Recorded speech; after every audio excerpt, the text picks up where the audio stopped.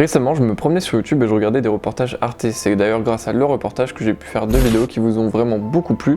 Elles seront ici ou de l'autre côté, je sais pas, mais en tout cas elles sont dans la description.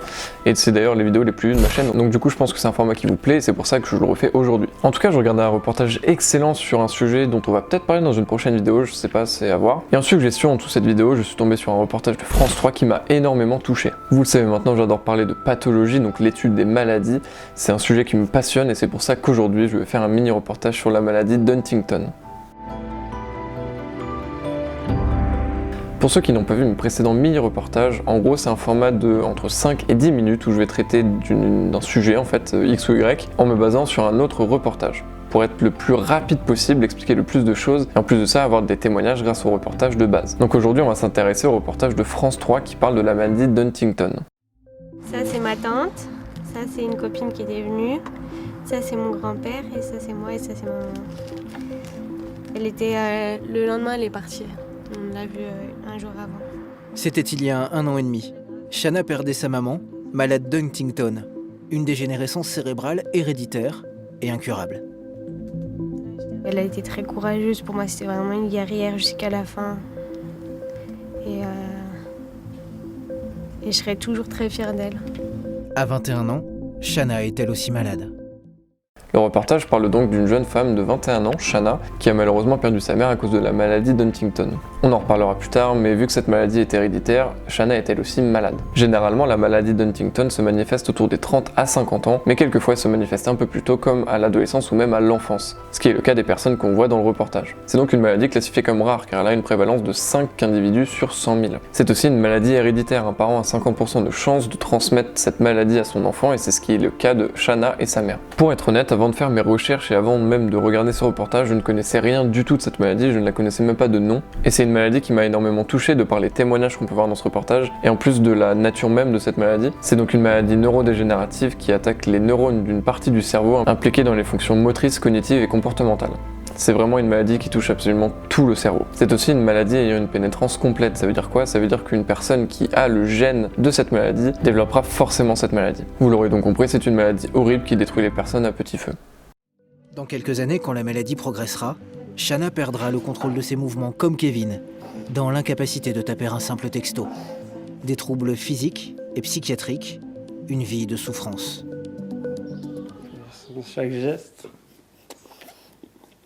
je peux pas contrôler. Il n'y a pas de douleur par contre.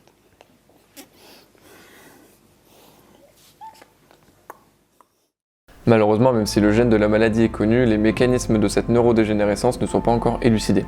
Il n'y a donc pas encore de traitement curatif à ce jour. Même s'il y a énormément de chercheurs au sein d'associations importantes en France qui continuent la recherche, pour l'instant il n'y a rien du tout. En parallèle à ça, les malades sont bien évidemment sous traitement, comme par exemple des antidépresseurs ou des médicaments pour lutter contre les spasmes, ou bien même contre des troubles agressifs du comportement. C'est donc pour ça que les malades sont obligés d'être accompagnés dans leur vie quotidienne à partir du moment où ils ont été diagnostiqués. Mais sur son chemin, Shanna a trouvé Marguerite Margot pour les intimes et son association. Il est beau là. Il est beau là mon frère. Une marraine de cœur qui connaît de trop près la maladie. Mon papa, il l'a eu, son père l'a eu, son frère à mon père l'a eu aussi.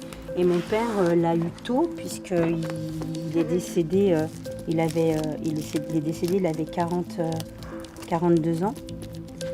Et mes frères l'ont eu tôt aussi. Lui, il avait 25 ans et lui, il avait 20 ans. C'est mes 2 petits frères. Donc comme vous l'avez pu voir dans cet extrait, Shanna est accompagnée par sa tutrice Marguerite, qui est la présidente de l'association Huntington Avenir. Mais il y a énormément d'autres associations en France, je vous mets tous les liens en description si vous voulez les soutenir ou peu importe.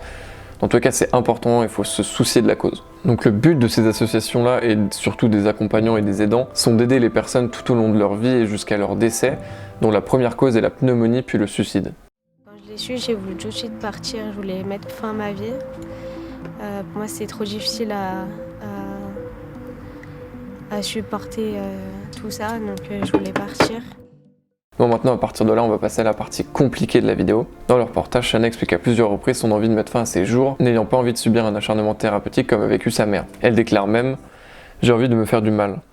J'ai déjà sauté d'un pont ou tenté de m'étrangler avec un soutien-gorge. Là, je vais pas vous parler de la légitimité de ses propos, ni de mon avis sur ce qu'elle a dit, ni de mon avis sur le suicide, déjà parce que de une, mon avis n'a rien à voir avec cette vidéo, et de deux, ça n'a absolument rien à voir avec le sujet que je veux traiter juste après. Mais par contre, dans le reportage, on ne parle pas que de Shanna, on parle aussi de Félix, 33 ans, qui lui a choisi une autre manière de se délivrer de la maladie, le suicide assisté. Ça fait très longtemps que j'y ai réfléchi. Plusieurs années. Je dois aller là-bas la veille. Je sors sur place. Et le lendemain, au matin, une piqûre. Pour un dernier sommeil.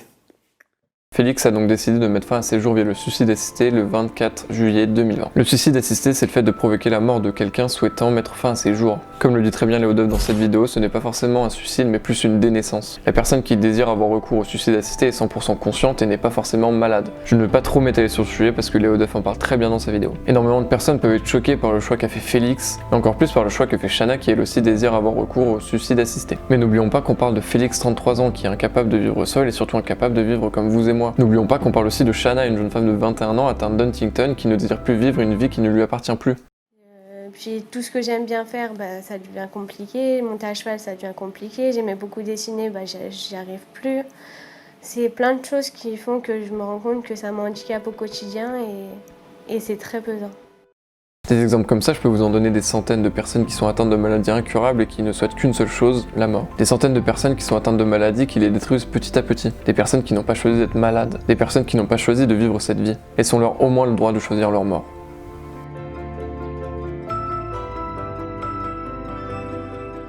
J'ai envie de partir comme Margot G, la tête haute. Même si... Et en vrai, je suis d'accord avec Félix aussi. Parce que j'aimerais bien dire... je vais le dire, je nique la maladie. Je pars avant. Je la nique en partant avant.